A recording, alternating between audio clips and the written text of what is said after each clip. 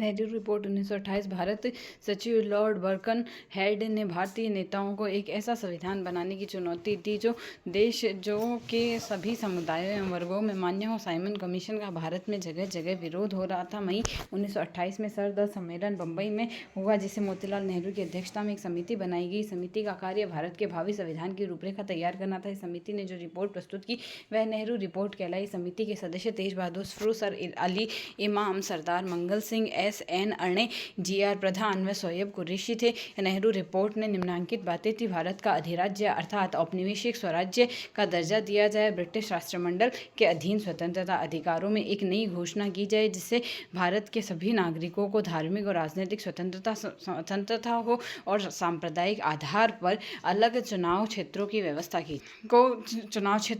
को समाप्त किया जाए। यद्यपि केंद्रीय व प्रांतीय दोनों विधायिका में मुसलमानों की सीटें आरक्षित रखी जाए।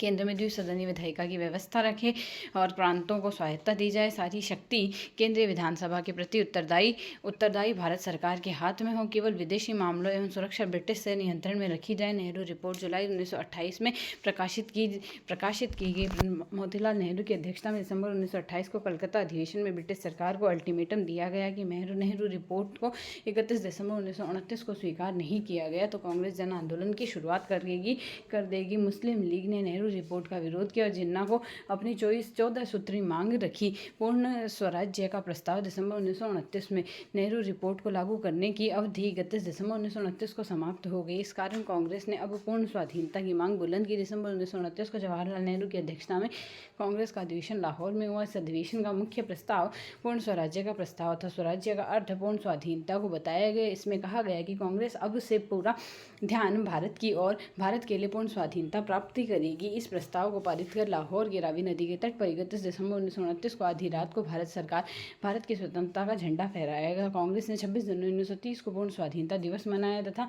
और इसके बाद यह दिवस कांग्रेस द्वारा भारत की स्वतंत्रता प्राप्ति तक प्रति वर्ष मनाया गया। सविनय अवज्ञा आंदोलन 1930 में प्रारंभ हुआ। सविनय अवज्ञा आंदोलन भारत को राष्ट्रीय आंदोलन के इतिहास में एक महत्वपूर्ण आंदोलन था। 1928 की नेहरू रिपोर्ट के अस्वीकृत होने व ब्रिटिश सरकार द्वारा औपनिवेशिक स्वराज्य प्रदान नहीं किए जाने पर भारतीय नेताओं में असंतोष व्याप्त रहा।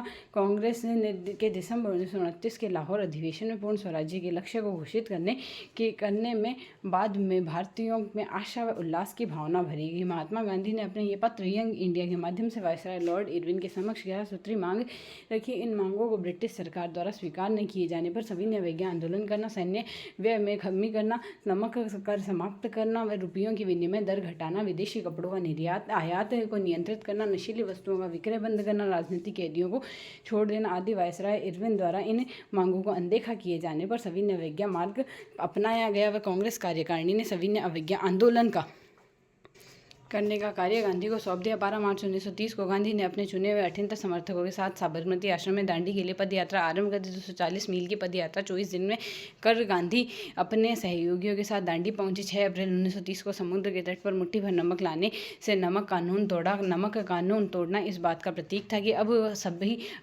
ब्रिटिश कानूनों को मानने का तैयार नहीं है। देश में कई भागों में नमक कानून तोड़ा गया। सुभाष चंद्र बोस ने गांधी की इस पदयात्रा की तुलना नेपोलियन की एब्ला से पेरिस मार्च से की थी। इस आंदोलन के कार्यक्रमों में निम्न प्रमुख थे: नमक कानून का उल्लंघन करना व स्वयं नमक बनाना, महिलाओं द्वारा शराब, अफीम एवं विदेशी वस्त्रों की दुकानों पर धरना देना, सूत काटना, विदेशी वस्त्रों की होली जलाना, छात्रों द्वारा सरकारी स्कूल कॉलेज छोड़ना, सरकारी सेवाओं से इस्तीफा देना, छुआछूत त्यागना। इस आंदोलन में प्रदर्शन, हड़ताल, बहिष्कार, धरने आदि भी बहुत बड़ी संख्या में युवाओं, किसानों, महिलाओं एवं मजदूरों ने सक्रिय भागीदारी निभाई। इस प्रमुख नेता महात्मा गांधी, सरदार वल्लभ भाई पटेल, जवाहरलाल नेहरू सहित हजारों सत्याग्रही बंदी बनाए गए। महाराष्ट्र, कर्नाटक में मध्य भारत में वन नियमों का उल्लंघन किया गया। समुद्र तट से दूर बिहार में लोगों ने चौकीदारी कर लेने से मना कर दिया। चौकीदार गांव के रक्षक होते थे। ये सरकार की ओर से गुप्तचरी भी करते थे। उत्तर प्रदेश में लगान न देने का आंदोलन चलाया गया। चंद्र सिंह गढ़वाली की अपील पर गढ़वाली सैनिक ने पेशावर के आंदोलन पर आंदोलनकारियों पर गोली चलाने से मना कर देश प्रेम प्रदर्शित किया। शोलापुर में आंदोलनकारी ने कई अंग्रेजी संस्थानों को जलाकर राष्ट्रीय ध्वज फहराया। यहाँ आंदोलनकारियों ने ब्रिटिश राज समाप्त कर प्रशासन की बागडोर अपने हाथ में ले इस प्रकार की समानांतर सरकार स्थापित कर ली। शोलापुर शहर में लगभग एक हफ्ते तक आंदोलनकारी के हाथ में रहा। पूर्वोत्तर सीमांत क्षेत्रों में नागाओं ने यदुनांग के नेतृत्व में ब्रिटिश सरकार के विरुद्ध आंदोलन किया। यदुनांग को फांसी की सजा दी गई। यदुनांग के बाद नागा रानी गेडिनल्यू गिल्लाडू के नेतृत्व में विद्रोह हुआ। छोटी सी उम्र में रानी को अंग्रेजों द्वारा आजीवन कारावास की सजा दी गई। देश की इस वीरांगना को भारत की स्वतंत्रता के बाद ही मुक्ति मिली। मुसलमानों की भागीदारी इस आंदोलन में 1920 के असहयोग आंदोलन की तुलना में कम थी। फिर भी पश्चिमोत्तर सीमा प्रांत के अब्दुल गफ्फार खान के संगठन में खुदाई खिदमतगार ने इस आंदोलन में प्रमुख भागीदारी निभाई। ब्रिटिश सरकार के घोर दमन के बाद भी यह जन आंदोलन व्यापक होता चला गया। इसी बीच भारतीय संवैधानिक सुधारों के संबंध में विचार करने के लिए लंदन में प्रथम गोलमेज सम्मेलन नवंबर 1930 को आरंभ हुआ। कांग्रेस ने इस सम्मेलन में भाग नहीं लिया। ब्रिटिश सरकार ने कांग्रेस से बात करने के उद्देश्य से गांधी सहित कांग्रेस के नेताओं को 26 जनवरी 1931 को रिहा कर दिया। गांधी इरविन समझौता मार्च 1931। लंबी बातचीत के बाद 5 मार्च 1931 को गांधी इरविन समझौता हुआ। पहली बार कांग्रेस सरकार में समानता का स्तर पर रखा गया। गांधी इरविन समझौते को दिल्ली पैक्ट भी कहा जाता था। गांधी इरविन समझौते के अंतर्गत ब्रिटिश सरकार ने हिंसात्मक कार्यों में लिप्त बंदियों के अतिरिक्त सभी राजनीतिक बंदियों को रिहा करने व उनकी जब्त की गई संपत्ति को वापस करने की बात मान ली। सरकार ने समुद्र तटीय इलाकों में रहने वाले ग्रामीणों को घरेलू उपयोग के लिए नमक बनाने का अधिकार दिया। जिन सरकारी कर्मचारियों ने त्यागपत्र दिया था उसके नाम नरमी बरतने की बात सरकार ने मानी। भारतीयों में शांतिपूर्ण धरना दिए जाने का अधिकार दिया गया। इन आश्वासनों के बदले कांग्रेस ने सविनय अवज्ञा आंदोलन को समाप्त करने की शर्त मान ली। कांग्रेस लंदन में होने वाले दूसरे गोलमेज सम्मेलन में भाग लेने में सहमत हो गई। गांधी दूसरे गोलमेज सम्मेलन में भाग लेने के लिए लंदन गए। सम्मेलन में ब्रिटिश सरकार का कोई प्रस्ताव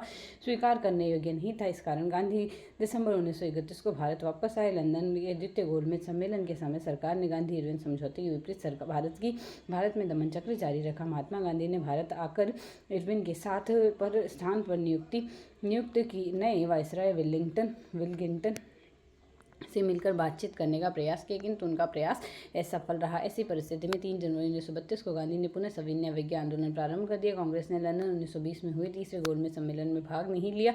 आंदोलन पुनः प्रारंभ करने पर ब्रिटिश सरकार ने गांधी को जेल में बंद कर दिया। गांधी ने जेल में अनशन शुरू कर दिया। गांधी की बिगड़ती देखते हुए सरकार ने 23 अगस्त 1933 को उन्हें रिहा कर दिया। जेल से रिहा होने के बाद गांधी राजनीति से अलग हो गए और छुतोद्धार के कार्यक्रम करने लगे। 28 मई 1934 को पटना में कांग्रेस की बैठक में बिना शर्त सविनय अवज्ञा आंदोलन समाप्त कर दिया। इस आंदोलन में बहुत बड़े सामाजिक वर्ग में राजनीतिक चेतना जागृत की। महिलाओं, युवाओं, मजदूरों, किसानों व कम पढ़े लिखे ग्रामीणों लोगों ने भी इस आंदोलन में भागीदारी निभाई। इसे देखकर अंग्रेज भी आश्चर्य में लगे और बंगाल में पुलिस विभाग ने IG से कहा कि मुझे इस बात का कतई अंदाजा नहीं था कि कांग्रेस को इस प्रकार अज्ञानी और गंवार लोगों का भी सहयोग प्राप्त होगा। अवध के किसानों, महाराष्ट्र, मध्य भारत व कर्नाटक में जनजातीय समुदाय एवं महाराष्ट्र के मजदूरों ने जिस प्रकार इस आंदोलन में सक्रियता दिखाई थी वह अद्भुत थी। इस आंदोलन का आर्थिक प्रभाव महत्वपूर्ण था। आंदोलन के दौरान ब्रिटेन में आयातित कपड़े की मात्रा घटकर 1/3 रह गई।